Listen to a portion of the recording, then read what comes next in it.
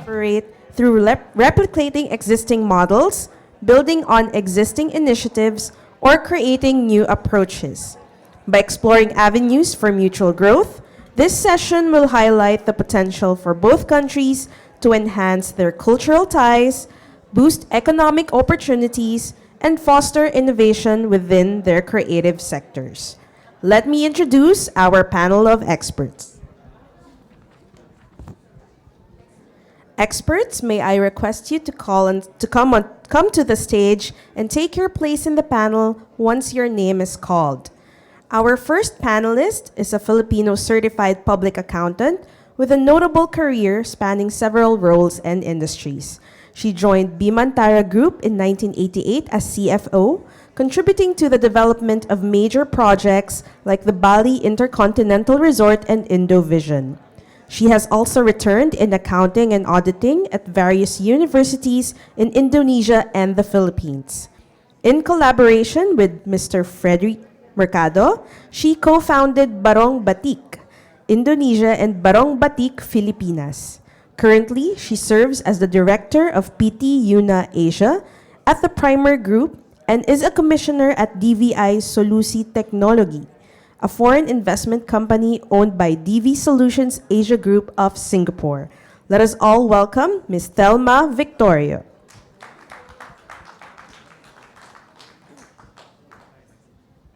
Our next expert is the Programs and Partnerships Manager at Launch Garage Innovation Hub and the Partner Success Manager at Plug and Play APAC. He is responsible for managing the local and international acceleration programs of LG and maintaining its partnerships with academia, industry, and government agencies. At Plug and Play, he cultivates relationships with key stakeholders and facilitates deal flow to support the development of their innovation strategy. Please welcome Mr. Dondon Kabakungyan.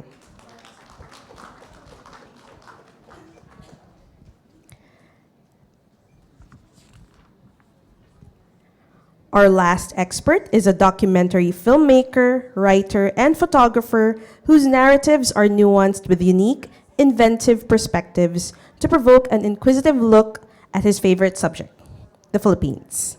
His National Geographic series Islands Insider in 2012 is a travel guide with a bent towards history and culture. He is the private sector representative for the audiovisual media domain of the Philippines Creative Industries Development Council. Ladies and gentlemen, Mr. Gabriel Malvar. Experts, your moderator is the Program Manager for Programs and Projects of the Creative Industries Development Office of the Department of Trade and Industry. Let me call to the stage Attorney Gio Franco Gomez. Hello. Gio, you have the floor. Good afternoon, everyone. So, call me biased, but I think we truly saved the best for last. Of course, I'm just saying that because I'm. So again, it's my honor to moderate this panel. No, so as Jolan mentioned, this is all about the industry, all about the private sector. And when we were actually conceptualizing this particular panel, of course, we looked to our experts who are in front of you, but at the same time, we were also imagining the industry leaders who are in the audience. So, with the permission of our partners in the FTSC, because actually we're missing one member of the panel. No, unfortunately, the Design Center of the Philippines won't be able to join us today. So I'm taking some of their time to recognize some of our private sector partners who are actually in the audience right now. So I hope that's okay to our panel. So I want to mention, first of all, the Animation Council of the Philippines is here represented by its president and vice president. I don't know, they're already in talks now, so I won't, I think our job here is done, so to speak. But the Animation Council of the Philippines is here. The Chamber of Furniture Industries in the Philippines are also represented here. We have the Directors Guild of the Philippines. Direct Mark Mail is here. We also have The International Council on Monuments and Sites Philippines, or ICOMOS. Unfortunately, architect Kenneth Tua had to leave just a few minutes ago, no? But he was here for most of the program. Also want to recognize the Society of Composers, Authors, and Publishers. Attorney Ivan Mendez is here representing PhilSCAP. She left earlier as well, but the Philippine Fashion Coalition, representing the fashion industry in the country, was also here, represented by former Undersecretary Carissa Evangelista. I also want to greet Chef Jam Melchor. Is Chef Jam still around? Maybe getting snacks. So Chef Jam is from the Philippine Culinary Heritage Movement. And then I also want to greet from the music sector. He will be our primary reactor for this panel, Mr. Mike Constantino from Homonym. So basically, I just wanted to tell also our partners from Indonesia, all the creative economy industry players are here to connect with you, to partner with you, and I hope from this panel discussion we can spill over the conversations to our tables, no? And even after today's roundtable. Okay, so reverting back to the stage now, I wanted to introduce each and every one of our panelists this afternoon, one by one. And I want to start with Mr. Gabi Malvar. Of course, Mr. Gabi Malvar is the first ever private sector representative in the Philippine Creative Industries Development Council. He's now joined by two others, but Sir Gabi has been with the council for the past, I think, 6 months, since February, more or less. So, Sir Gabi, I think it's fair to say that you are a multi-hyphenate creative par excellence. How's that for an introduction? You are a filmmaker, writer, photographer. So to give everyone a glimpse of your creative pursuits, can you share with us maybe a current project that you're working on or recently concluded? Maybe, sige. Sir Gabi. Good afternoon, people. First and foremost, I had to run out, and I'm already giving you a heads up. I have a condition called TMJ. My jaw acts up, and so I had to get hot compress. Okay, just to give you an idea, do you know how a cramp feels like? Okay, imagine it's in your face. That's how terrible it is. So I have to sort of like put a hot compress to manage it. Okay, so I'm already giving you a heads up. In case it acts up, I have a hot compress. So I probably have to be very strategic with my use and choice of words so I can communicate very well. Okay. So excuse me if I have to go and do this. So you just edit it out for visual sake. Okay. I'm a documentary filmmaker. I write, I shoot, I teach at University of Makati. I also taught last sem at UAP. I taught finance, entertainment finance. My background is actually economics and finance. I am a CFA, a chartered financial analyst. Most of my life, I was in the investments analyst industry. Then I spent time in Thailand. I spent time in the Philippines during the bull run of '93.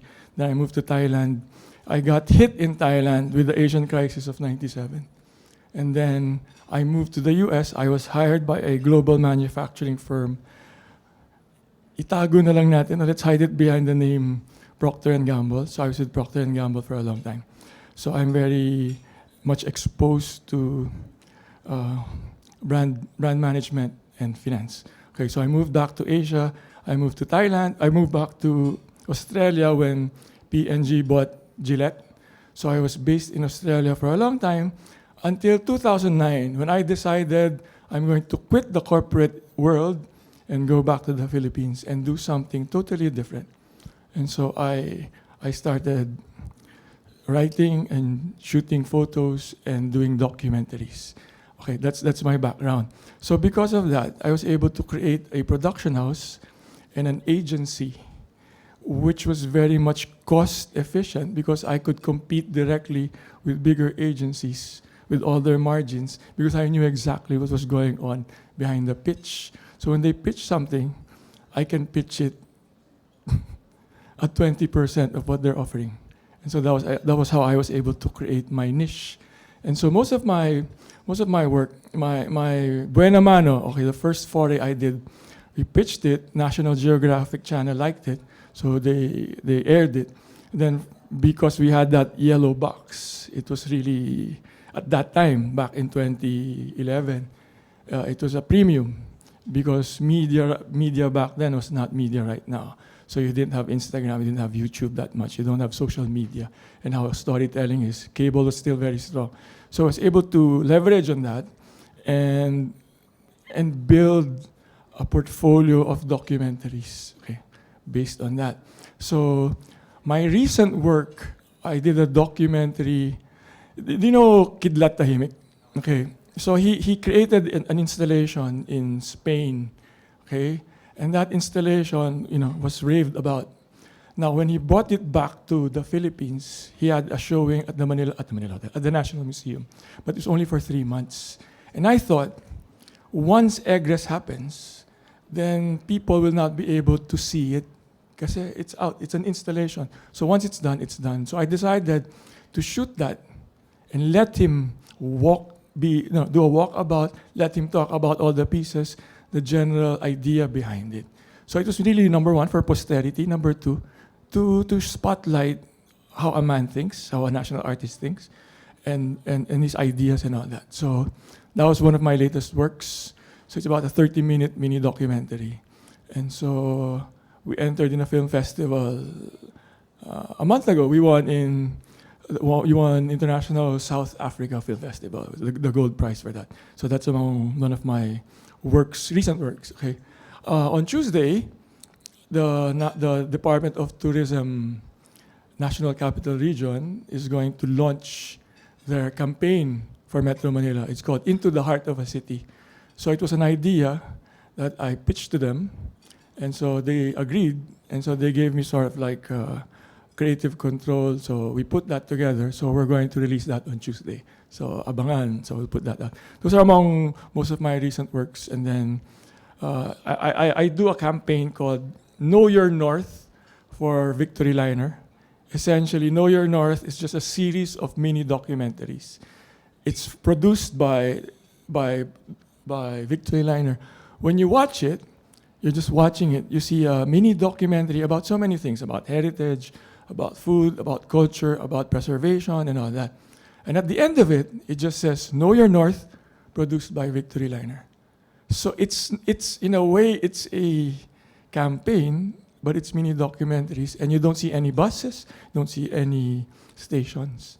It's our mini stories, but produced by a bus company. So in a way, it's an advocacy. So it was awarded by the NCCA, the Gawad Gabay Award, for partnering with the government in terms of promoting heritage, conservation, so forth and so on. So among others, I have a tendency to tell stories and documentaries. Yeah. From a creative who partners actively with the private sector and the government, that's Sir Gabby Malvar for you. I now go to an institution that partners with creatives naman. So it's sort of the other way around. No? So Plug and Play. Plug and Play has a network of innovation centers across 50 major locations worldwide and prides itself in driving innovation in over 20 industries. No? So here in Asia and the Pacific. So Don, as a way to introduce yourself and Plug and Play, can you share with the audience the company's maybe core services in driving innovation? And I think the audience will also be interested in this current partnership that we have. All right. Thank you very much, Gio. And good afternoon, everyone. I am Don Kabakungan, and I am the Partner Success Manager of Plug and Play APAC. So just to give a brief overview about Plug and Play, so we are the largest innovation platform. So it was started by Said Amidi and Jojo Flores way back in 2006 in Sunnyvale, California. So since then, they have invested in over 2,000 companies. And we, as Gio mentioned, that we are located around 26 countries, and we have around 60 offices around the world. So up to date, we also have 500 plus corporate partners around the world. So we are partnered with Fortune 500 companies such as Visa, ExxonMobil, Walmart, and also Bayer, DHL. So we see around 2,000 startups per year, and also as a VC, we also invest in early stage companies. So for the three core services of Plug and Play, so first we have accelerator programs. So accelerator programs, these are industry-specific programs. So for example, we have fintech industry. So we pull industry partners or corporate partners in those industries and get problem statements from them, and then we source startups around the world. Then these partners select which one who will go through the program, and these startups will undergo mentorship, meeting with industry experts, and go through deal flow and also networking sessions. And then for second, we have corporate innovation. So we specifically work with multiple corporations around the world, as I've mentioned, and first we do a deep dive session with them, knowing their problem statements, and also exploring other opportunities that these corporations would like to explore. And out of these sessions, we also source startups from our playbook. So our playbook is like a proprietary platform of Plug and Play, wherein 90,000 startups are listed there in our database around the world. So since the inception of Plug and Play, all startups that we meet are there. And then, so out of, for the corporate innovation, out of these, we do two types of deal flow. So one, it can be internal, so it can be applied internally and also into their products and services, having an optimized workflow and processes. And the other one is insights or tech trends. So we provide, since Plug and Play is a global corporation, we have, I can say, a knowledge on what's happening around the world, and we can provide these insights to our corporate partners. And the last one, as a VC, so as I've mentioned, we invest in early stage startups. We come in early, and and through these startups, we currently have around 30 plus unicorns already. So if you know sila Dropbox, SoundHound, Zoosk, Lending Club, so these are the startups that we have invested in since. So, yeah. For the partnership with the DT? Yeah, for the partnership. So we are glad that we launched Plug and Play Manila finally early this year in April, and then we will be running the National Startup Accelerator Program with DTI, and right now the focus area that we'll be working with DTI is in the IT BPO industry. So we have sourced problem statements already with DTI and also relevant partners under this industry, and we have collected startups already around the world that can future-proof and protect these our economic drivers. And we will be having our selection day soon with our DTI and also our other founding anchor partners. So, yeah. Thank you, Donald, for sharing that. No? And definitely, this partnership will help all of our MSMEs here in the Philippines. And speaking of these types of enterprises, no, I now move to the last member of our panel, Ms. Thelma. Ma'am, I hope you don't mind me saying this, no, but I think your company, the company that you founded, Barong Batik, I think the words or the company name Barong Batik actually beautifully reflects your life so far, no? And I say that because, of course, you've worked in Indonesia for several decades now. You started as an accountant, eventually a teacher, and a high-ranking, I would say, official in some of the major companies in Indonesia. But that being said, Ms. Thelma, the pride of Binyan, I would say, no, you have remained deeply connected to the Philippines. And I was asking you earlier, you told us that you're still pretty much in the Philippines for several months in a year. So indeed, your journey, and I think everyone should know this, especially in this particular forum, no, has been a remarkable fusion of Filipino and Indonesian values. No? And maybe to start us off, no, can you possibly share about Barong Batik, the inspiration behind it, and maybe while you're at it, no, I think you also have to tell us the role of your partner in this particular venture, Mr. Freddy Mercado, who's here with us this afternoon. So, Ms. Thelma. Thank you so much, and good afternoon to everyone. I'm Tita Thelma in the community of Filipinos in Indonesia. Before I was called Tita Thelma, it was only because my co-teacher in De La Salle University, I was only 34 then, and my colleague or my co-teacher is 55. And so she visited her son, and everybody was calling her Tita, and I was calling her Rose, because I'm only 34, but she was my co-teacher at De La Salle. So that became my brand name. I'm Tita Thelma.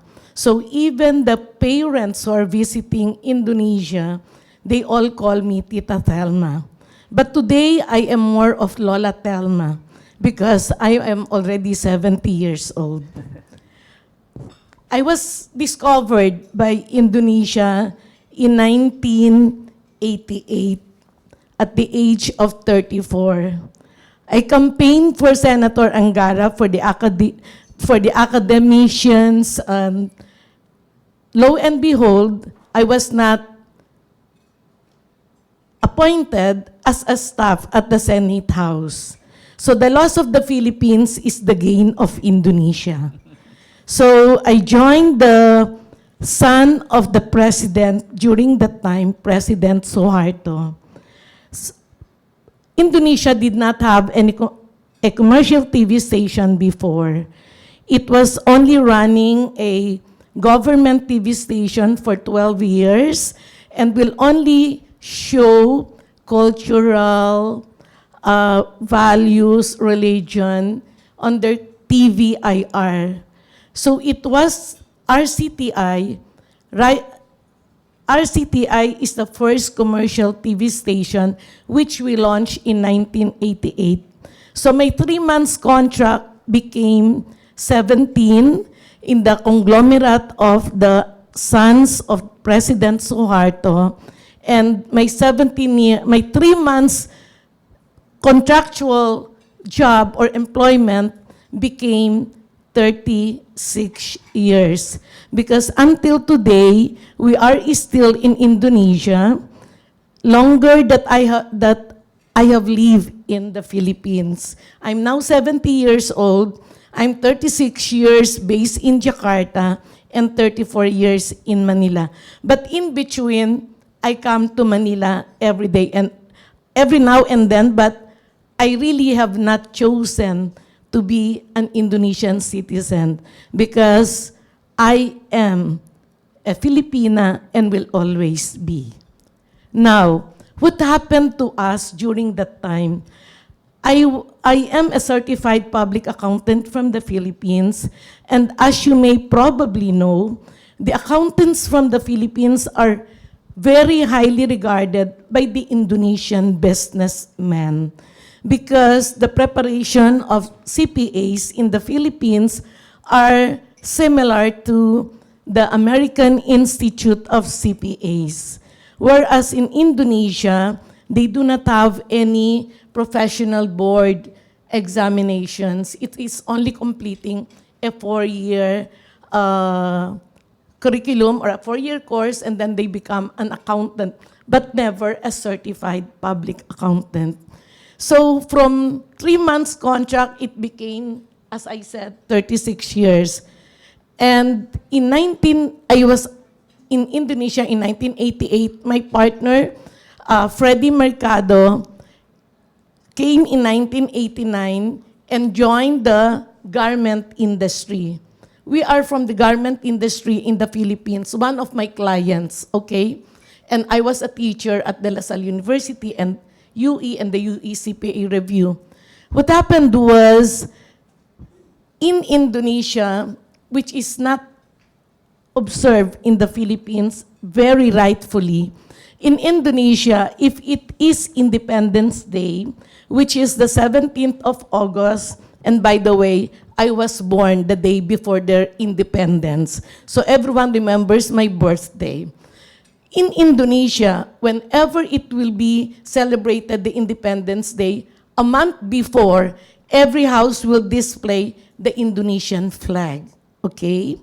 And a month before the Independence Day, the malls and also some shops will always show about culture, heritage of Indonesia by the so-called batik, the process of batik. I am not a creative person, okay? But I am a creative accountant. I raise money for startup projects, and modesty aside, I have launched and I have raised 7 billion US dollars for all companies that I have handled through selling the financial plan with a team of good accountants and good operations people, the champion team. But it is Freddie Mercado who has the eye for creativity. He is an artist, okay? So when he saw the Indonesian women in a mall, Indonesian woman in a mall, an old woman, doing the batik process, he really stayed with that woman, really doing the batik process. And then he asked me, why don't we do it on Husi, okay? That was the birth. Husi. Husi. It was more of Husi because chiffonel then was the polo barong that are used by the bankers in Manila, right? But we chose to test on Husi, okay? So it took us 8 to 9 months to source a batik artisan to try the batik process on our Husi, okay? So then we got 2 made and tailored also here in Manila, and on an independence dinner reception of the Philippine Embassy, and because I am already an institution in Indonesia, we got invited always during the dinner reception for Independence Day of the Philippines. So Freddie wore his first Barong Batik. Mm-hmm. Lo and behold, across the ballroom, Filipinos and Indonesians just came to him and to us. The both of us came together. So for the Filipinos, they asked him, pare, ano yan na? Barong yan na. Bakit batik ang suot mo? Batik ang motif mo? So ngumiti lang kami. And at the same time, mga Indonesian gentlemen also came over to us. In Indonesia, pare is bapa, ataw, or mas. It means pare. So the Indonesian man came to Freddie and said, Pa, may I touch your shirt? And yes, this is batik. But how come your cloth is different? How do you call the cloth? Oh, this is our Husi. This is our barong material. So, and then they asked, where did you buy it? And then we simply said, and he smiled, we sell it. But we do not have any stock, okay? So they when you have the stocks available. Can I order? Can I order? Can I order? So that evening, we must have 42 ordered because one will say, I want 3, I want this, I want this. So that was the birth of Barong Batik. And it may be a God intervention as well. The people who have ordered, half of them are members of the choir. We have the so-called Pinoy Golf Community Choir, Pinoy Golf Choir, PGC, okay? And again, I am Tita Thelma. When Gawad Kalinga came, Maria Montelibano and all that, they needed someone to do the stage production and all that. And I was in RCTI, right? And I have the directors because I was the finance officer. I'm not a director. So I asked the help of the director, please, Gawad Kalinga. So Gawad Kalinga was to launch a choir, a concert by Robert Senya and also Isay Alvarez. And part of those people who pre-bought their Barong Batik is about to be ready, right? So can you imagine, we were at the theater at Kartini, at Balay Kartini in Plaza Gatot Subroto, that's Plaza Sudirman Plaza. So can you imagine all the ones lining up as backup singers of Robert Sena and Isay Alvarez, all in Barong Batik? That's the impact, right? And the song was, I Believe I Can Fly. So can you imagine Filipinos singing, and all the Filipinos have good singing voice. I was not part of the choir, okay? Because I do not have a good singing voice. So that was the birth of Barong Batik. And after that, it was always asked during ASEAN Women's Circle, the Embassy Coffee Morning, and all the other businessmen. So I think our Barong Batik is really not as high as your volume in business, but what we are proud of is we have created a fusion between Indonesia and Philippines. So the tagline of Barong Batik is a truly unique fusion in Asian fashion. So we cater to the businessmen, to the ambassadors. So at first it was tagged as, oh, Barong Batik is only for the elite because of owners of businesses and all that. And some already came to us wanting to partner with us, brands in the Philippines, because of our Barong Batik. And they have convinced me and Freddie, why don't you Lower the cost, maybe. lower the standard, Lower you the know? standard. So, but I said, you know what? We are not selling a piece of shirt. We are selling a piece of art. And this is a true symbol of soft diplomacy between Philippines and Indonesia. And to me and to Freddie, who has been blessed, and I think the other Filipinos who came from Indonesia and are still sticking to stay there, are really blessed. And therefore, we will always stick to our Barong Batik as a unique fusion of Asian fashion. I think this story deserves a round of applause. No? Thank you so much. Yeah, Barong Batik really, I think, represents, no, in very tangible forms this friendship that we're. So earlier we've been talking about the possibilities of partnering with Indonesia on the creative economy, but here is Ms. Thelma and even Sir Freddie, no, already having had built that foundation of friendship and bilateral relations. So thank you, Ms. Thelma, and I think this was a truly innovative approach, no, in terms of basically using a very Filipino material, which is the husi, which I think. Unfortunately, I don't see the men wearing any husi in this particular room now, but we're all familiar with it. And the art of batik, applying that to this fabric. So it's a great innovation. No? And talking about innovation, I want to go back to Don Don here. As I mentioned, Plug and Play is involved in 20 industries driving innovation. So can you tell us what is Plug and Play's approach in fostering this type of innovation? And how do you think this applies to the creative industries, not just in the Philippines, but I think in general? Okay, thanks, Gio. So I think I believe open collaboration and innovation is really a vital part in the success of driving innovation. So, for example, this event is really like one step in having like collaboration between the two countries. And for Plug and Play, so let me share like a quick story or an example. So Daimler, so it's also the Mercedes-Benz group. So they went to Silicon Valley to meet with CEO Saeed Amidi.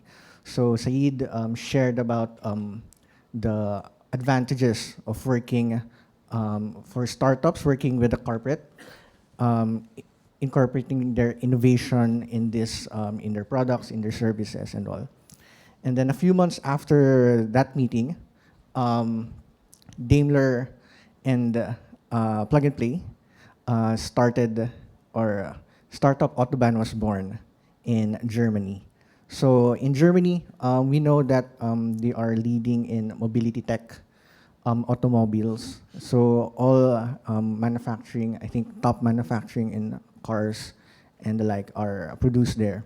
And startup Autobahn basically was the forefront of this collaboration between the industry and also the accelerators and also the academe. So for the startup Autobahn, it was based in Germany in Stuttgart. So with the goal of being the most active startup collaboration in the mobility industry worldwide.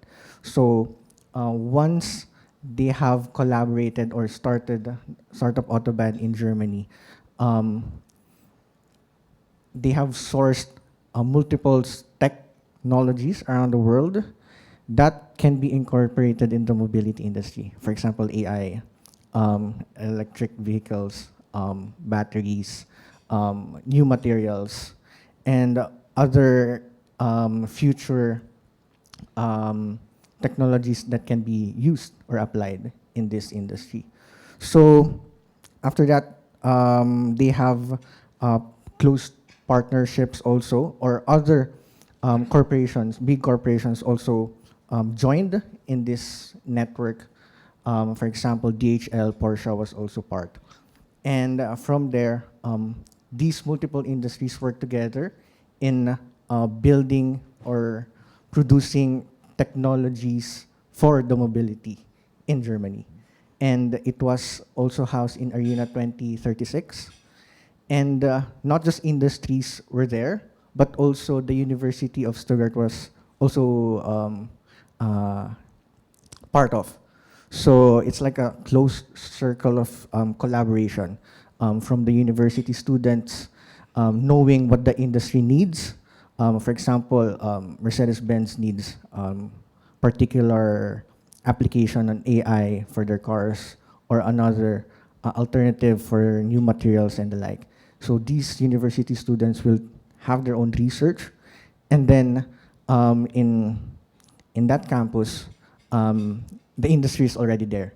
So they can pitch. So every Friday, they will pitch in front of investors and also these industry partners on their ideas. And then after that comes the deal flow, or exploring collaboration opportunities between the startup and also the industry. And once, if the collaboration makes sense, if there's synergies, and then they can do like a POC and also produce, and they can also invest in that startup. So I guess that also applies, the concept also applies here in the creative industries. So for Germany, their main, they are top notch in the automobile industry. For Philippines and Indonesia, for this particular event, it's the creative industries. So Filipinos are great in their art and culture. I believe gaming is also, we're also good at it in animation and also in QA, quality assurance. So one thing that we can work on is having that avenue for these collaborators to be in one place. Industry associations, investors, government stakeholders, and also the people who would use those technologies. So it will also encourage other investors outside the Philippines to see, hey, what's happening in the Philippines? Okay, I see that you're doing something in the creative industries. What kind of technologies are you producing there? Okay, we're producing like VR for tourism, for example. Okay, how does it compare to us? So we have these different types of MVPs or different use cases that can only be applied for example, in the Asian market. The Asian market is very big. So, so yeah. So once they see that unique value that we can bring to the table, and see that this is also what we are capable of doing and we are strong at, then we can secure this industry for us. And also, having it produced here can also produce that IP layer that can protect all the technologies that are being produced here, and have that IP play that we can leverage on moving forward. Bringing together, I guess, different perspectives in the same room, I think is important. And I actually want to maximize. We have here again Sir Gabby, Ms. Telma. Both of you worked in big companies and big industries, but both of you are also creative practitioners. I know, Ms. Telma, you don't claim to be a creative, but I think your products speak otherwise. But I want to ask Sir Gabby actually, so you're not a stranger to the boardroom, Sir Gabby. So I want to ask from your experience, and maybe to guide our creatives as well. How do you infuse creative energy into the boardroom, into what we call C-suite decision making? How do you convince a board of directors to invest in creativity and innovation?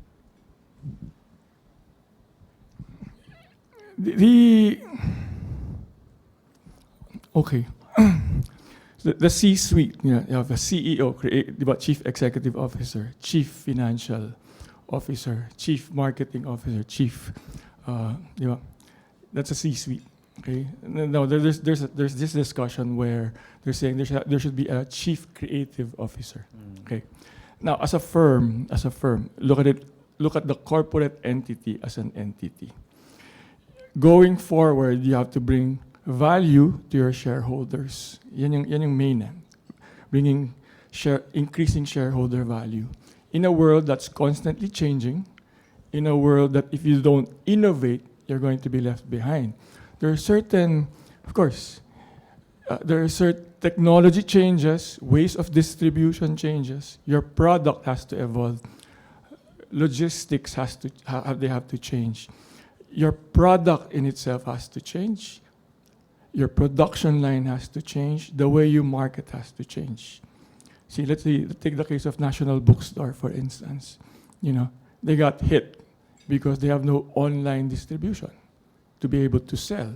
So they're exposed that way, especially during the pandemic. See?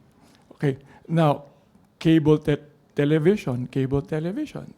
It's evolving because behavior has changed, moving towards phones and laptops and all that.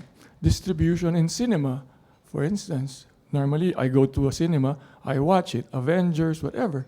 There's a one-to-one correspondence. Say, if Avengers Endgame racks in $2 billion because there are X amount of people who went to the cinema to watch it.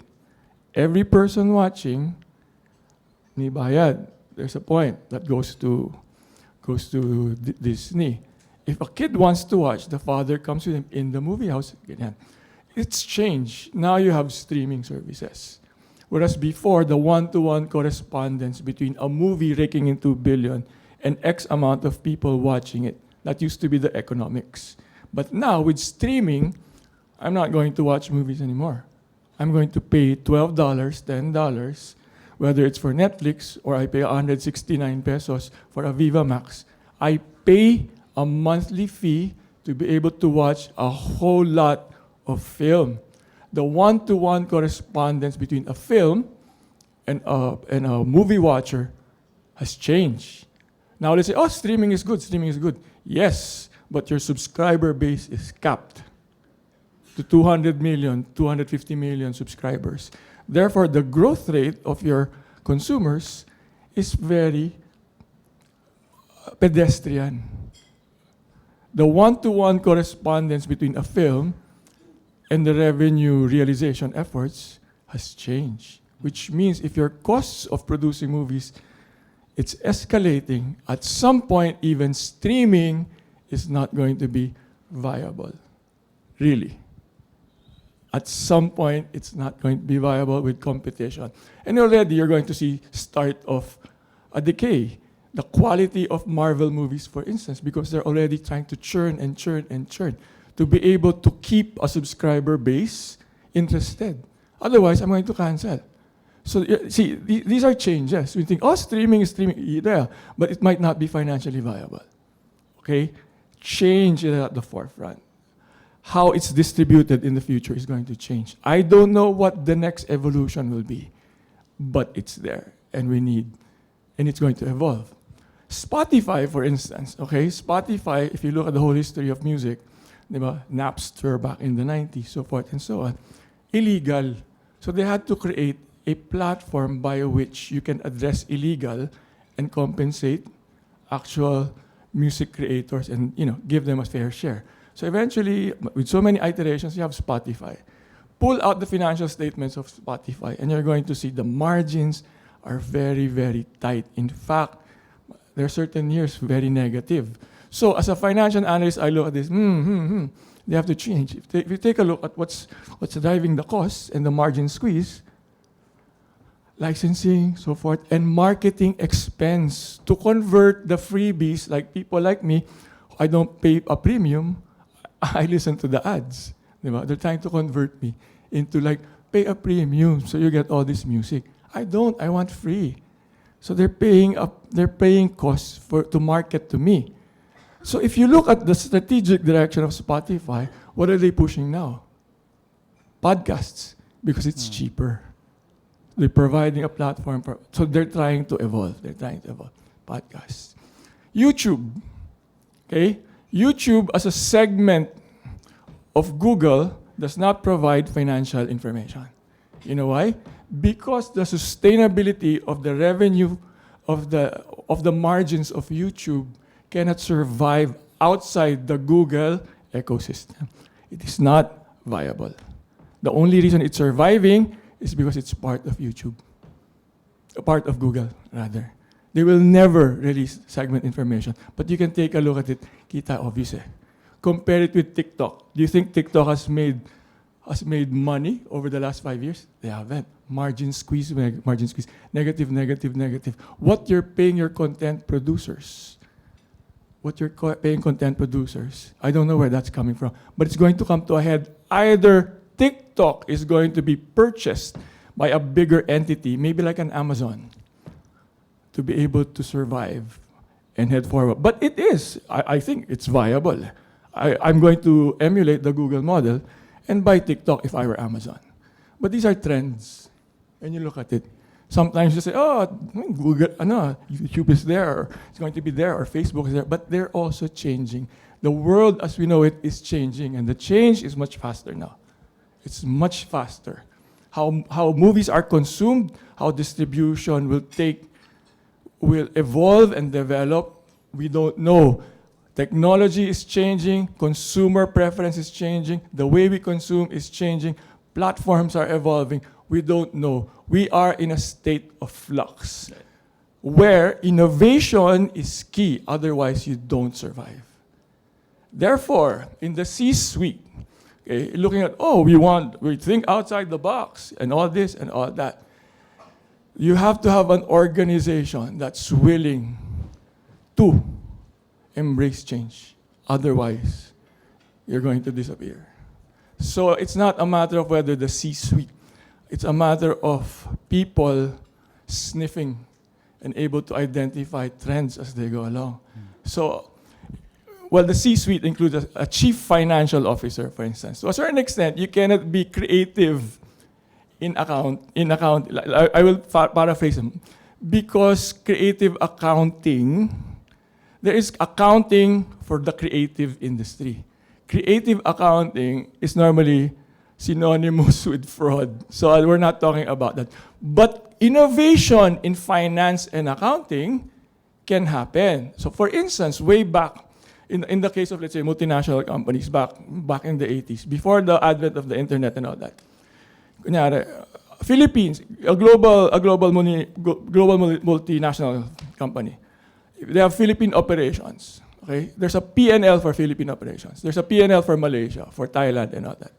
You have a separate accounting team closing the books, doing accounts payable, accounts receivable, all over. Okay? With the advent of powerful internet, okay, let's do shared services. Let's let's remove all the accounting and backroom services. Let's all put it in the Philippines. Philippines will now do the backroom entries and accounting and closing of books and payables, receivables, and purchasing and all that from the Philippines doing for Malaysia, Thailand. Okay? That's an innovation. Therefore, the redundancy of having separate accounting and backroom across several markets has now been replaced by one entity doing it in the Philippines, or in the case of North America, in Costa Rica, or in the case of Europe, Poland. Right? That's an innovation in finance. That leads to what? Cost efficiencies. Cheaper. Diba? How we now market, how we now distribute products, channels, how we now, kasi innovation, collaboration, it's not just your product. It's the channels that you use. It's how you reduce your costs by innovating, consolidating. It's by partnerships and all that. Malawak yan. The C-suite is just your people making decisions. But if you encourage a culture of innovation because the world is changing, I have to be quick to respond to changes. Otherwise, the business is going to die. Lalamunin ka agad. Thank you, Sir Gabby. I have a similar question, Ms. Telman. No?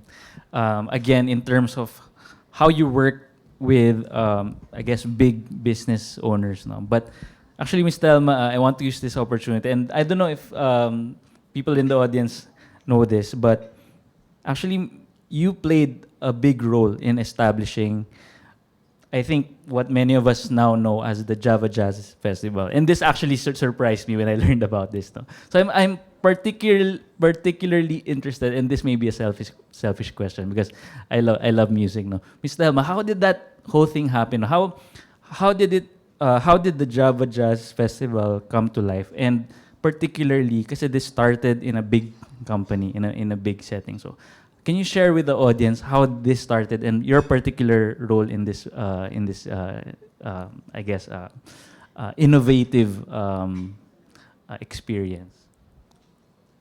I am blessed to be the staff of Peter F. Gonta. Peter Gonta started his career as a shoe shine boy, but of Dutch origin, Chinese, and Indonesian. So he is the TV man. If Rupert Murdoch is the TV man of the world, Peter Gonta is the TV man in Indonesia. And one of the interests of Peter is to be at the North Sea Jazz Festival. So when I started working with him in 1988, one of the things that were given to me was, number one, to do the budget and systems of the TV station and all the TV stations that are to come up. So I am a creative accountant with creative innovation, Gab. So there are things that you said that I will strongly disagree on, okay? But focusing on your question about Java Jazz Festival, since he is a jazz enthusiast, and in Indonesia, jazz is really something that is very interested to so many people. And one of the directors of the State Bank, which is BNI, by the name of Yuri Damalaon, who became my friend, is a jazz enthusiast. So when we were putting up the background, established the BVI companies for Java Jazz, I was traveling to Tokyo and to the US with Brian Avnet, the managers of Josh Groban, the managers of the, I forgot his name, but there is a David Cost. David Cost, if you know him as a jazz musician. So I was traveling with Peter because I am the finance officer. So the difference between Philippines and Indonesia in terms of love for music, we love music, but we are not prepared to pay the budget, okay? So Ouch. that is why Indonesia was really known for Java Jazz. It was a project that took us 7 years before it came into being. And it only came into being when we first raised the funds of $260 million in institutional bonds from Singapore to Hong Kong to the many cities or many states of the US. Okay? So when we were being, they asked me, CFO, tell na, when do you want the money to be transferred to your account? I mean, to Datacom Asia. So it was also the birth of Java Jazz because there was a portion of the funds that I raised that is for Java Jazz Music Festival. Okay? So, in fact, our signature song when we were able to close the deal for $260 million, we were singing in a private aircraft that flies us to all over USA. How deep is your bond? Okay?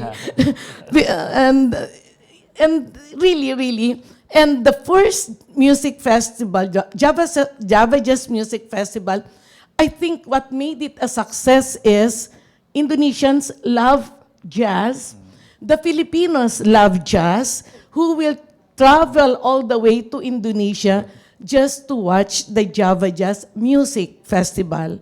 But then again, the biggest challenge really during that time, especially the musicians or the artists coming from the US and from the UK, they are afraid of Indonesia. They think that Indonesia is still a lot of cannibalism.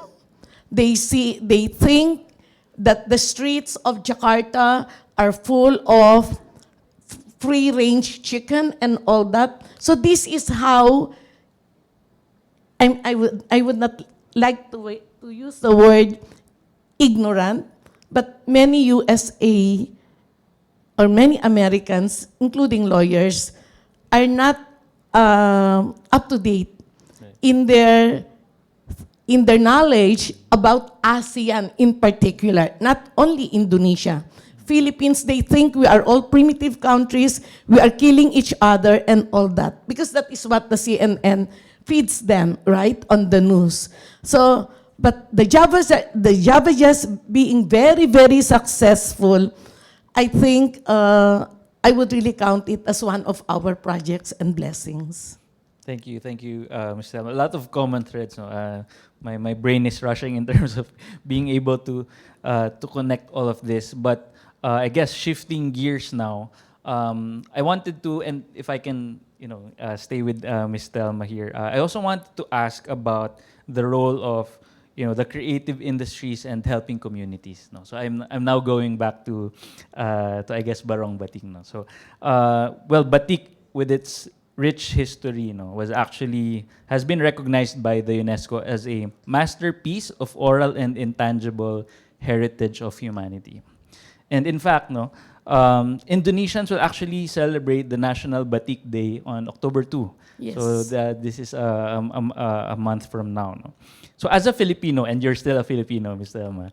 I am. As a Filipino working within this revered tradition of Batik, what challenges did you face when introducing a Filipino fabric and product like the Husi to Indonesian artisans? Because you work with artisans. And do you think or if I can rephrase the question, what challenges did you face, and at the same time, did you think being a Filipino or sharing or having Filipino values also helped you navigate those relationships? Number one, may I just ask a question? Yes. Do I still have time to at least show the video of Barong Batik? Sure. Yes, Mr. So they will understand what I will be answering you on your questions. By all means. May Mr. I Elma. request Yes. the video on Barong Batik, please?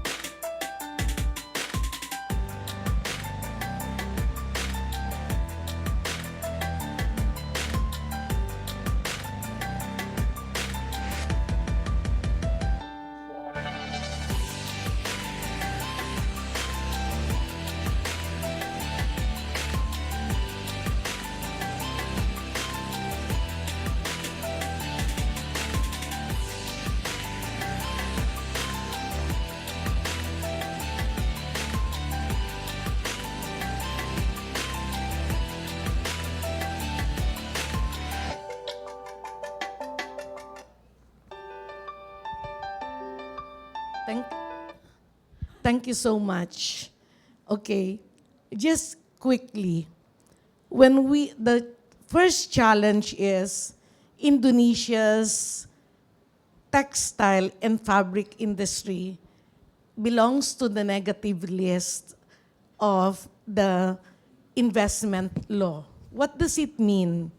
It will not allow our Husi to be brought to Indonesia. Even UNCTAD has already put that in the book to make it a real generating of revenue generator, we have to be allowed to bring our husi. But the thing is, they cannot because, as I said, they protect textile and fabric. So that is one challenge that we have.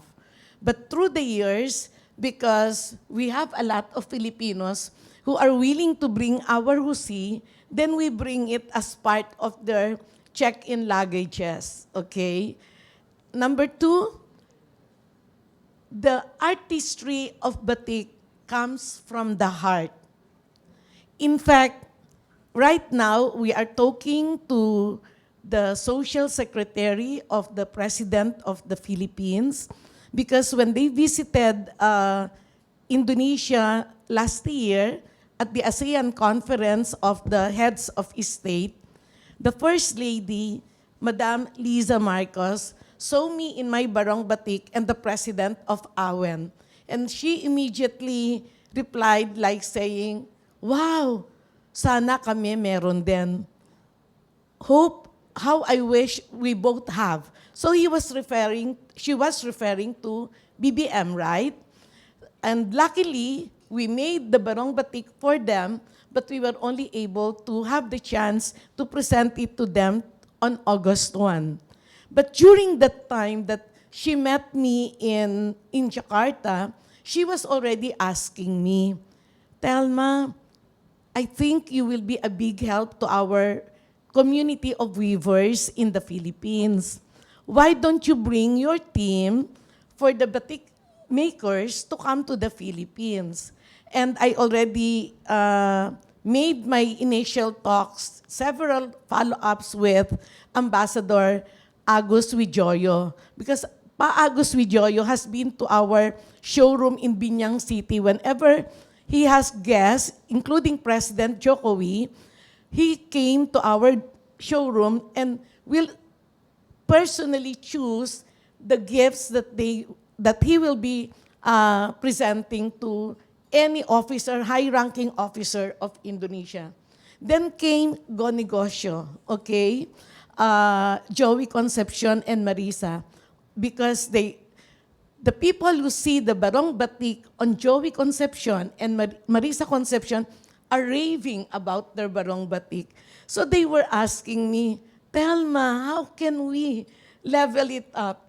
So I said, "You know what?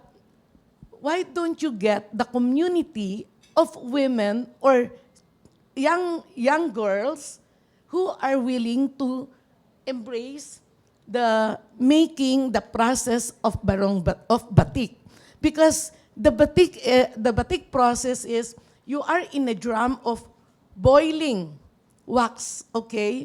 So it takes a heart. You have to love it in order to do it. It cannot be just a digital printing and all that. So that is the big challenge. Now, I know there are communities, like for example, I heard people asking about finances for SMEs. There is also a non-profit organization here by the name of ASA.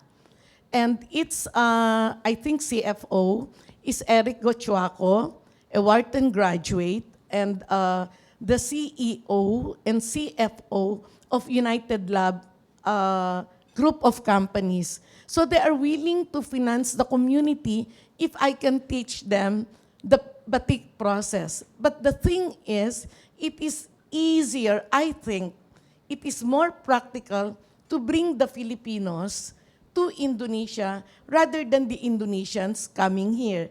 Because, first of all, the Indonesians, they are loving and very loyal people.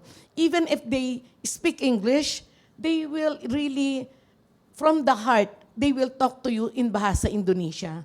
So anybody, all the Filipino expatriates has to learn how to speak Bahasa Indonesia. So that is one challenge. So hopefully, that is our dream. Freddy's dream and my dream is to make the batik process be attractive enough for Filipinos to love them. And I have retired CFOs and CEOs from Indonesia, Filipinos, who are now in their provinces because of the farms that they have inherited or they have acquired. So I was saying, why don't you organize the women to love the batik process? Because it really is heritage and culture. I know we are all after AI. We are all after technology. But I still believe that we cannot forget our heritage and culture and the values, okay? So I am also not so much on AI because before I can raise $260 million, it is a work of your love for the project, for the dream to become realized and all that. But the AI now, I tried it. Give me a proposal to find $10 million for this project. 5 minutes, you have the proposal. But my friends, when you sell a dream, you have to know it by heart and by mind, right? Not by the use of the AI. I'm really sorry. I'm not 100% to technology and innovation. I still believe that you can be creative, you can be an artist, but there is still that innate talent given to you by God that is not to be defined by AI or any technology. I'm really sorry. I still go for the true values and true kindness of human beings. Thank you. Thank you, Ms. Thelma. I think all of us agree that definitely there has to be a balance between our use of technology and creativity. Unfortunately, our time is short, no? But I hope that these conversations from this panel will spill over to our chats once we go down in our respective tables, no? Because after all, this day is all about forging partnerships, no? And talking about forging partnerships, no, maybe I can ask one last question from each of our amazing panelists this afternoon, and maybe I can start with Don Don. So, Don Don, with your experience working with Filipino businesses, and you've also worked to some extent with creative enterprises, no, in our recently concluded project, no. What message can you share with our Indonesian partners who are still here, no? In terms of collaborating with creative businesses and businesses in general in the Philippines? All right. Thanks, Gio, for the question. So I think we're getting there. We are ripe. The startups that we've seen through our programs and also other outside of the programs are already getting there and getting support, I can say. And I can say for our Indonesian counterparts here to go and explore. It doesn't necessarily mean that you need to pay. I mean, these industries, startups that we've worked with, they just wanted to validate some of their ideas and also explore synergies. And I believe also that for value, so these startups can provide value for you. And I believe these other entities or other partners can also provide value for you. So that's also what I am excited about in working with accelerators and also with stakeholders. Value doesn't mean monetary value, but it can be in other types of collaboration. It can be getting insights, getting feedback, getting like advice from Ms. Thelma and Sir Gabby here. Mentorship also one of I think what we need here, industry experts in the creative field. I believe we have a lot of mentors, but some of them are outside of the Philippines, and I think that's what the country also needs. I mean, insights on what's already out there, how can we collaborate, how can we work together, and also build a product that can benefit both countries. Because at the end of the day, our goal here is not just for our country to flourish, but also both countries to flourish. And as Ms. Telma mentioned, to keep our heritage. I mean, the Philippines has a lot of culture. I mean, we're rich in our culture. So from Luzon, Visayas, and Mindanao, iba't iba yan. So, and I guess it's the same with Indonesia, with over 6,000 islands. So, 17.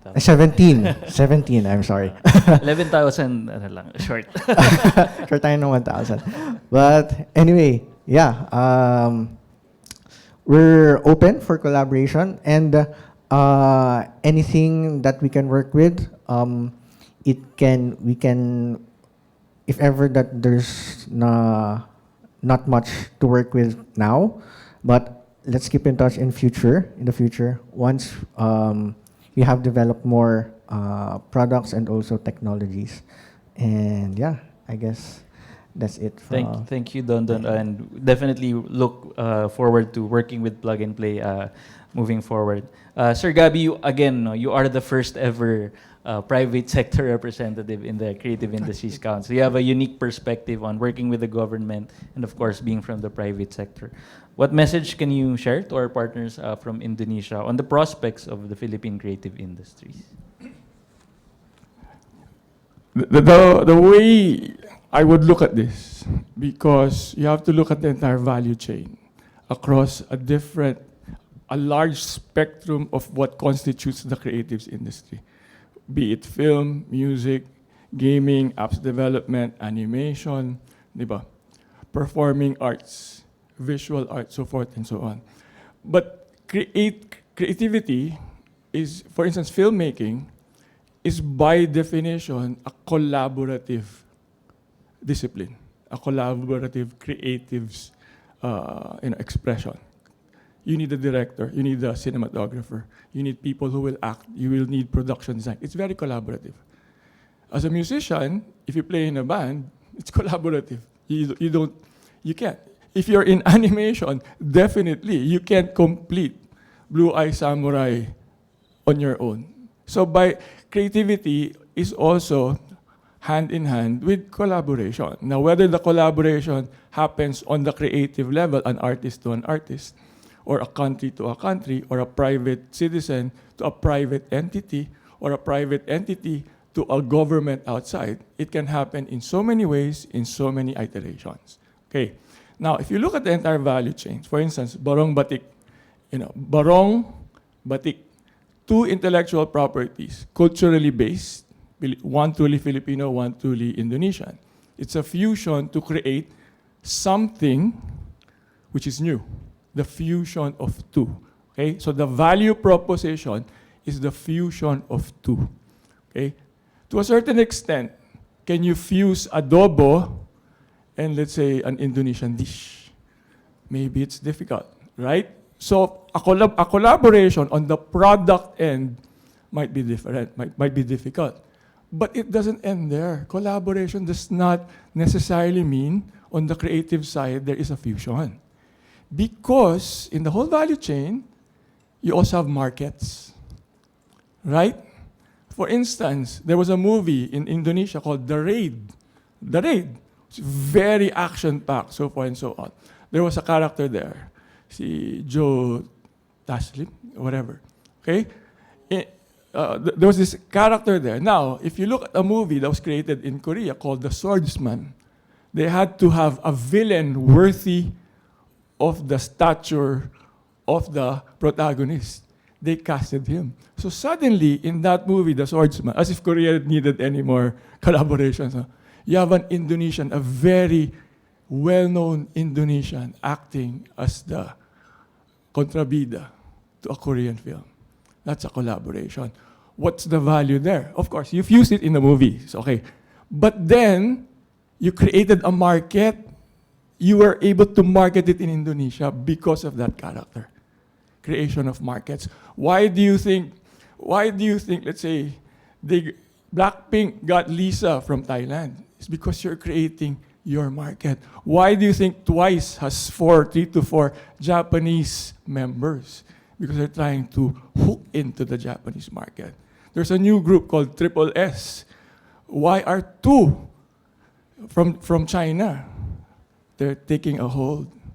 Why does ESPA, they have a Chinese, that's part of collaboration to build markets. Okay, so you have it on the product or a film or what? You have it on the creating markets.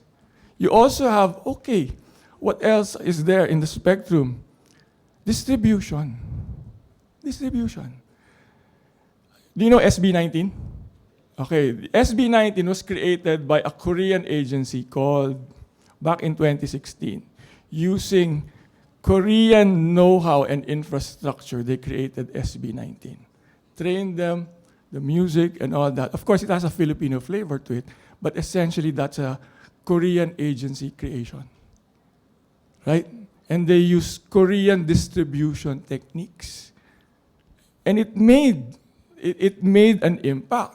Because in the Korean industry, do you know how they do? Let's say, oh, let's do a dance challenge. You have NCT doing a dance challenge with SB19. They have that. Okay?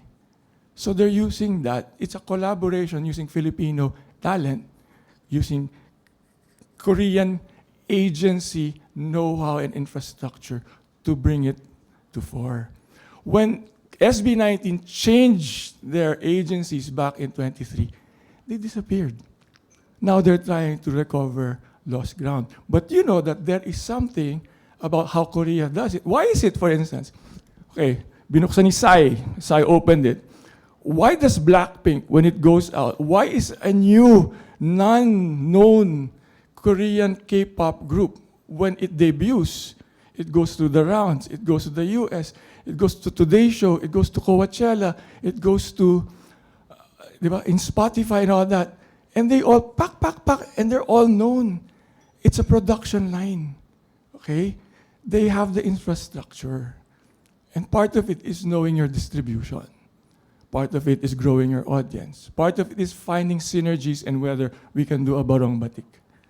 Okay, now, when I say distribution as well, I may have my own. Indonesia may have its own.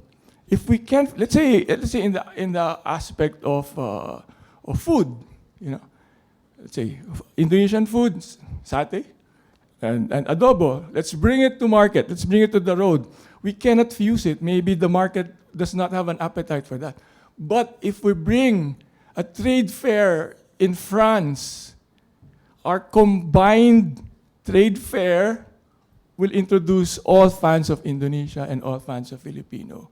And we might generate a new market because of a combined trade fair. From a cost efficiency standpoint, let's say if DTI is hosting it, we will have someone to shoulder part of the cost.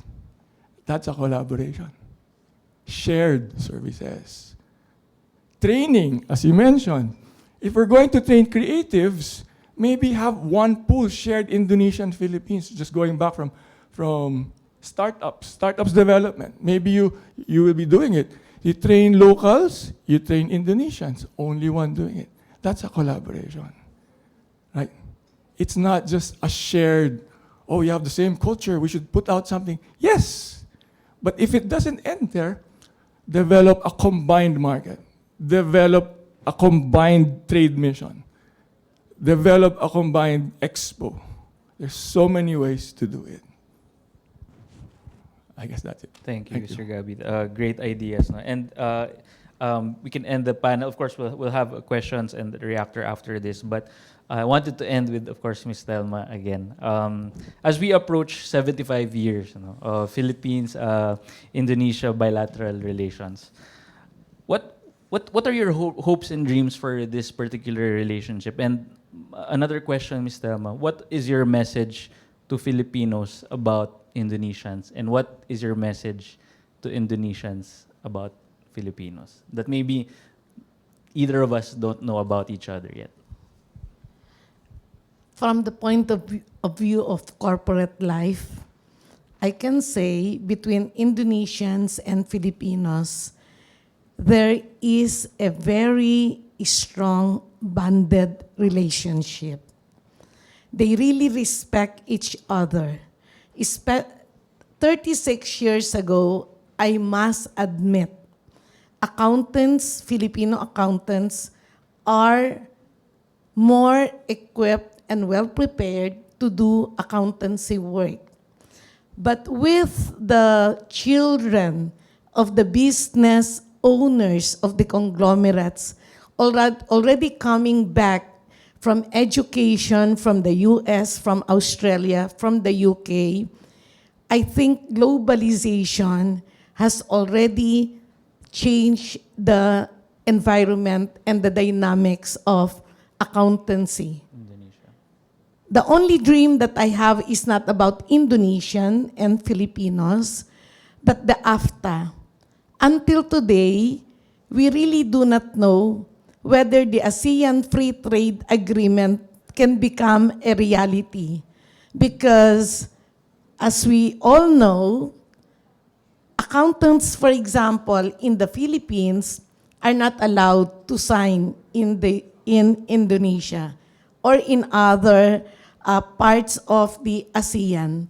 So it's more of, I really do not know, is it to really retain ASEAN, but the AFTA in terms of professionals, engineers cannot sign in, Filipino engineers cannot sign in Indonesia, nor a graduate of medical schools and already have passed the board in or residency in the Philippines can be a practitioner in Indonesia. So it is limited to, as you say, collaboration, partnership, and to the mentoring and the coaching. But the actual professionalism or practicing your profession are still not allowed by AFTA. I think that is the big challenge. So I'm not only talking about Indonesia and Philippines, but again, as of today, I would say that the relationship between Indonesia and the Philippines are really very strong. They help each other. As you can see from the numbers that were shown by DTI, the investments of Indonesia in the Philippines is really getting higher and higher. And also, in the same way, I believe I have some reliable sources, for example, RSA and MVP, who are well-known business owners in the Philippines, are going now to Indonesia to help, especially in the infrastructure project. So my dream is still, I will still be in Indonesia because of Barong Batik. There are more users and buyers of Barong Batik in Indonesia.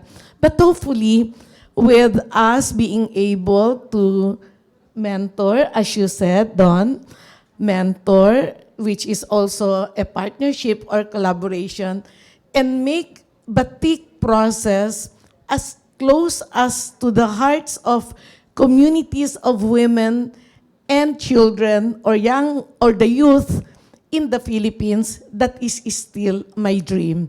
And I think Indonesians are prepared to let us have that, or let us attain or achieve that, because I was already talking to the ambassador. Thank you. Thank you so much, Ms. Thelma. And on that note, again, a round of applause for our panel of three, Ms. Thelma, Don, and Gabby, sharing insights about the private sector in the creative industries in the Philippines. Jolan? Thank you, Gio. So now we're on our open forum for panel 3. So I would like to call on a representative from the entertainment sector to give their reaction to the panel. His company is the premier audio marketing solutions agency in the Philippines. Ladies and gentlemen, the founder and chief executive officer of Homonym, Mr. Mike Constantino. Sir, you have the floor.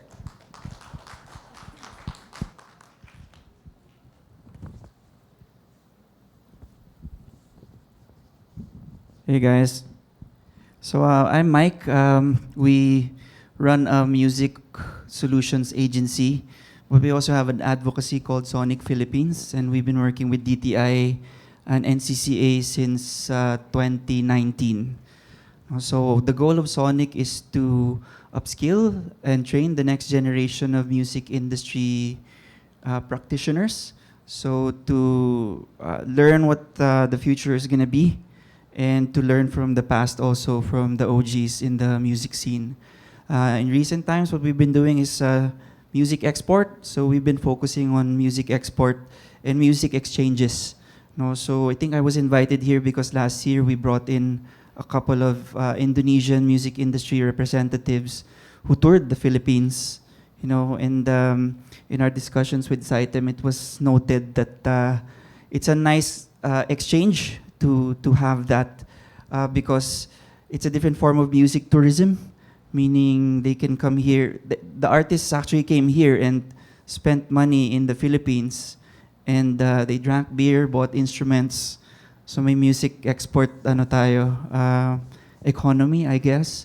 And then they also met a lot of local artists that are in their tribes, so they're now working together, and hopefully the Filipinos will be the ones to go to Indonesia next time, and so on and so forth.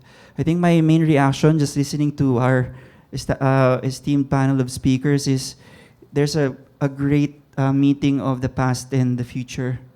So we must look forward, but also we need to look to the past to learn what has been done and to how to do things better.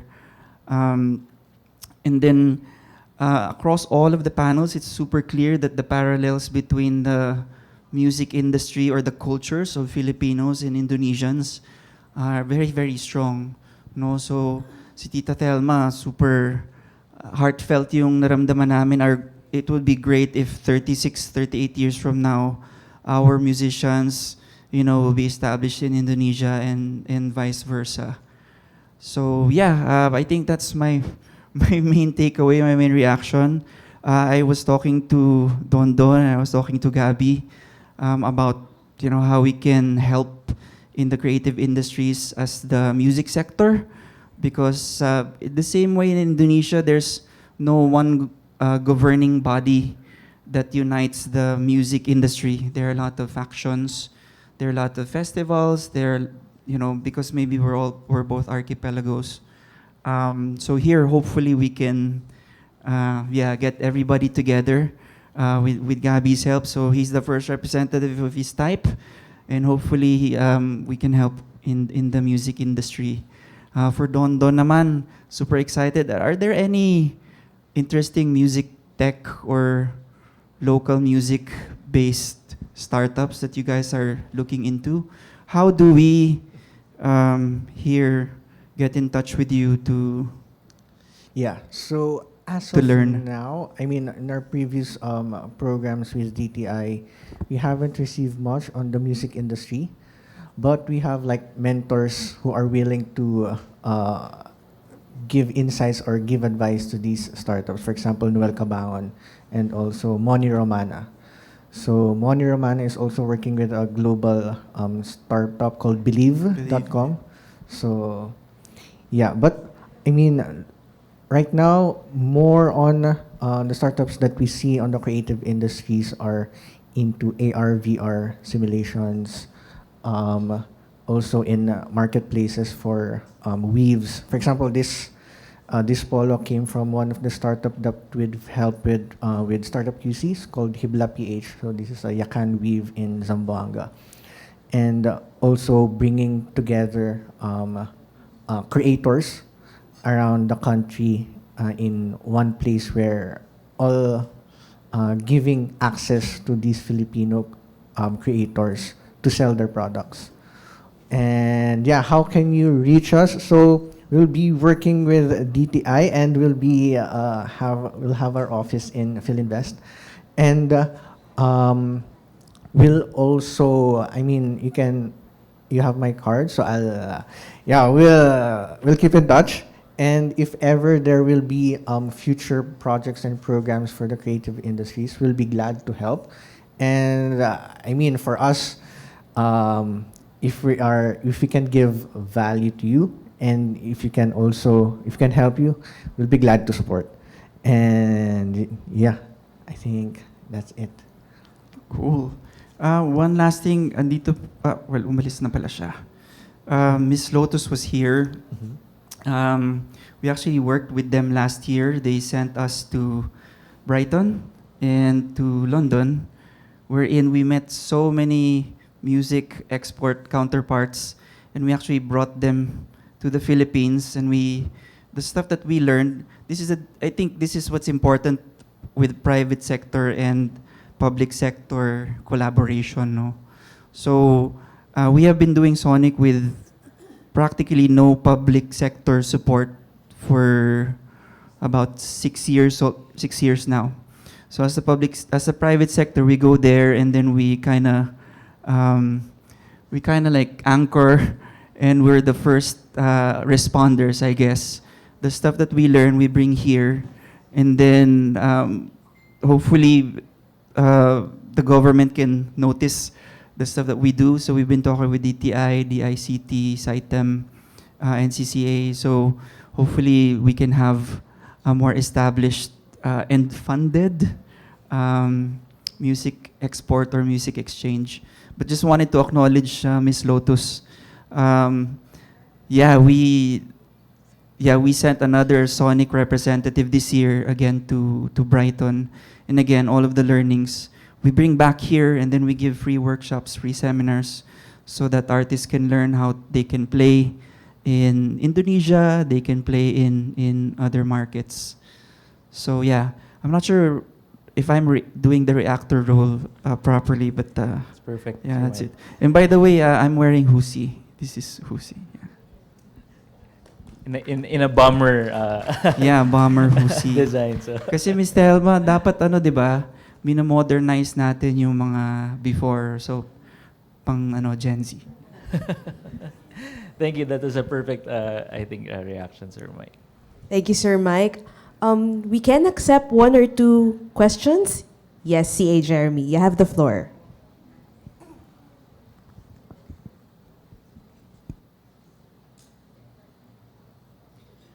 Hi everyone, good afternoon. This is Jeremy from DTI Jakarta. This is more of an update rather than a question, kasi we've been discussing about music, we've been discussing about film, and just to share with you, in Indonesia now, in Jakarta, because I love music, I love film, in music scene, for example, Ben and Ben has been collaborating with a number of Indonesian artists. So they collaborated with Pamungkas. My Indonesian friends, of course, know Pamungkas. And then recently, the new song of Ben and Ben, Comet, they filmed the music video in Jakarta.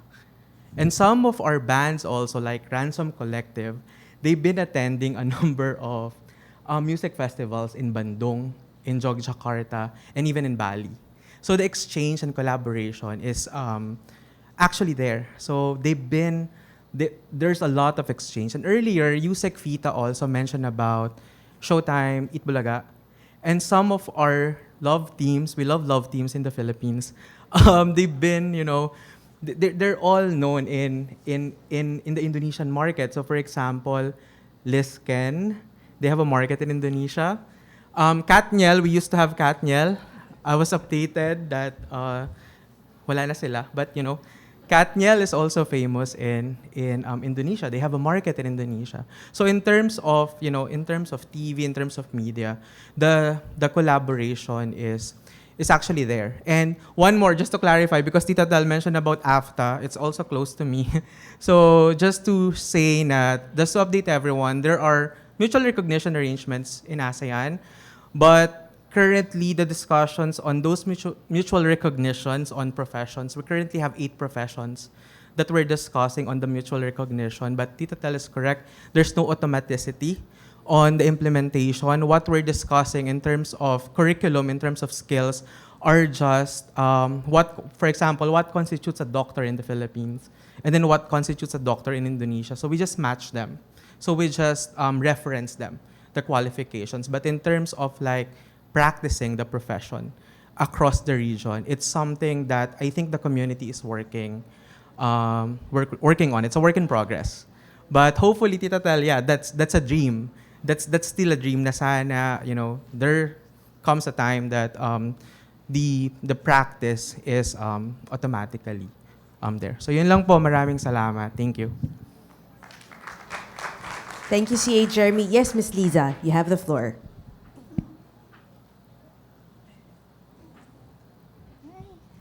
Hi, everyone. Good afternoon.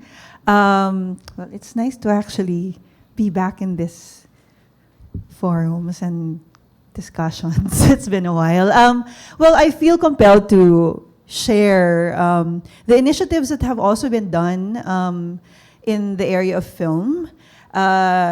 Great initiatives have actually brought Philippines and Indonesia to the global stage. There was a fund that was created by the FTCP. I think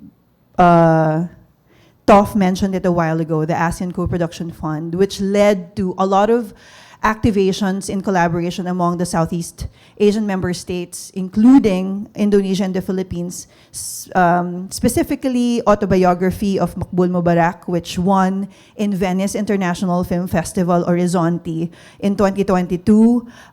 There's Trece, a partnership between Base Entertainment based in Indonesia and the Philippines, with the IP of the Philippines on Netflix. This is an animation collaboration. Now that I'm working with the Quezon City as its executive director, we put up and we organize the Q Cinema Project Market, which is a platform for co-production and investment among Southeast Asian countries. And last year, Tale of the Land, directed by Lolo Kahara and co-produced with the Philippines, is having its premiere in October in the upcoming Busan International Film Festival. So I'm just saying that there are a lot of existing trailblazing initiatives among our industry-led entities who are working towards these collaborations. The capacity is there. The interest and the excitement to collaborate is there. And since the discussion right now is, I believe, enabling industry-led collaborations, that's what I'd like to ask. Like, who are these enablers that we're talking about? And what do we see as the potential results of these enabling collaborations or the enablers supporting industry-led institutions? We've heard so much from our industry-led entities. Kasi at the end of the day, parang it's the how. Like for example, kami, ang dami natin dito, di ba? Parang, so what can I do? How can I, when I leave this roundtable, how can I be equipped with a know-how in terms of where I am from and what I can do within my capacity to actually contribute to these concrete collaboration activities. So, yun siguro yung parang gusto kong maintindihan para lahat tayo dito parang, okay, within our industry, this is what we should do. Because ang daming binigay na framework, ang daming binigay na recommendations in terms of this is what we should be doing. But on the ground, how can we realize this? What is the concrete step to actually realize these potential collaborations? Thank you. Yeah, if I can take on the concern and the question, of course, thank you. Likewise, former chair, now executive director Liza Dino, it's good to have you back in these types of forum. But maybe I can speak in terms of how government or how in particular the Creative Industries Development Office currently works with the private sector. So clearly, it's hard to keep up with everything that's happening in the creative industries. I mean, some of the things, I think most of the things you mentioned, Edie, Liza, we're not fully aware of. So number one, it's important that, of course, we are informed of these developments. And I think that's the importance of having people like Sir Gabi Malvar in our council. He's our bridge to the happenings in the private sector. But also, I acknowledged earlier the many private sector organizations who are here. We are also directly listening to these organizations. So, and the importance of frameworks is that all of these activities ideally fit into these still very general but strategic frameworks. So we weren't able to really drill down on it, but we do have the 5 pillars that we're currently working on, the beams framework that Yusek Fita mentioned. So the way we assess these private sector-led initiatives or initiatives that are coming out from different pockets of communities within the country, we try to locate them in those 5 pillars and where do these activities fit. So as long as there's alignment, we're definitely game to collaborate. Of course, it's a question of execution is definitely, I think, and that's a good place to start as we end this forum. How do we execute now on these suggestions, recommendations? So it becomes now a matter of persistence also from not just from us, but also from the private sector, from the local government units, from partners from Indonesia maybe. So I think those, number 1, strategic alignment is important. Number 2, execution excellence. And of course, just keeping in touch, keeping abreast of these developments mutually. Those are really key so that we can follow through, essentially, Idiliza. Can I just follow up? So, kasi alam, yun nga po, di ba, parang from nakita natin kanina, there are a lot of initiatives that, because even if we have these research mechanisms, may mga research groups that actually collect those data, is there a channel or a process in place right now in the DTI where these entities can actually, where they can actually report these initiatives that are already being done, see and measure the success of these proof of concepts, and find sustaining mechanisms to support? Because, like I said, we don't need to start from scratch. There are existing partnerships already happening. We don't need to reinvent the wheel, but the sustaining it is actually the big problem, because the automaticity of that support is not existent, and for the most part, hindi pa rin natin nafe-feel yung collaboration because everything is so fragmented. So DTI right now is leading us into this collaborative creative economy initiative. Will there be a channel, a centralized channel where us, by equipping us with the tools to report, to share, to ask for collaboration, hindi na tayo, we can be empowered to do more and build on what is already being started, and actually find out kung ano pa yung bagong initiatives na meron sa DTI para makatulong sa amin. So, yun lang po. Thank you, Idiliza. If I can just quickly respond. So we're in that phase, actually, Idiliza, where it was mentioned earlier, there's a virtuous cycle, right? So I think the virtuous cycle here is that we come up with these initiatives and projects, and you're right in pointing out that there has to be an M&E, a monitoring evaluation mechanism, where we're able to measure, not just measure, but also communicate the types of impact that we're generating from these initiatives. And by communicating it properly to the right offices, the right people, such as Congress, maybe the management committees of the different agencies in the country, we're able to continually justify the support for these initiatives. I can cite several examples. Of course, it's not exhaustive, but we've been doing our part in supporting proven activities, not just new activities, and we're definitely trying to align with the private sector as much as we can. So if it's not yet felt in admittedly a lot of pockets of communities, it's definitely something that we're trying to look out for as well. So we'll talk some more, Idiliza. Yes, Director Lillian, you have the floor. Wow. blockbuster ang panel na ito. Of course, I'd just like to respond quickly to Director Lisa's comment, and that in addition to what Attorney Gio has just said, we're actually something tangible that you can readily access. We're launching the September 3, the website for the Philippine creative industry, so that we can connect. That's the first purpose of that website, virtually. We cannot really, of course, integrate all the efforts of our agencies as well as the private sector.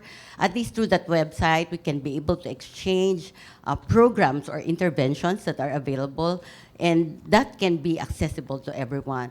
Secondly, we're encouraging, of course, the creative artists of the country to be able to register as part of the pool of talents that we are really promoting their works and the means how they can be able to access programs as well as distribute their goods or produce. And of course, this September will be having a month-long celebration as provided in the PCIDA Act, of course, that we will do it this time in a mall at the Trinoma, so more people will be we can have a wider reach and we can have to disseminate more information among the masses. So I think that adds up to what you were just asking and what Attorney Gio has just shared. Thank you.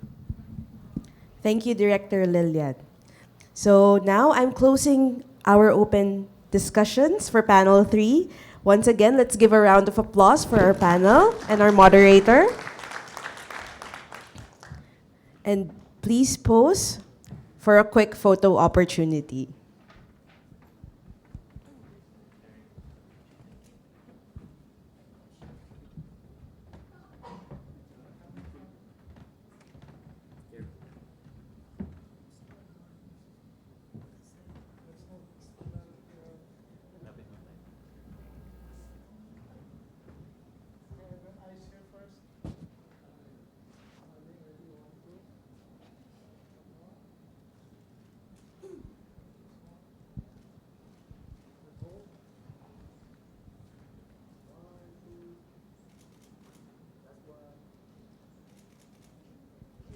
Thank you very much.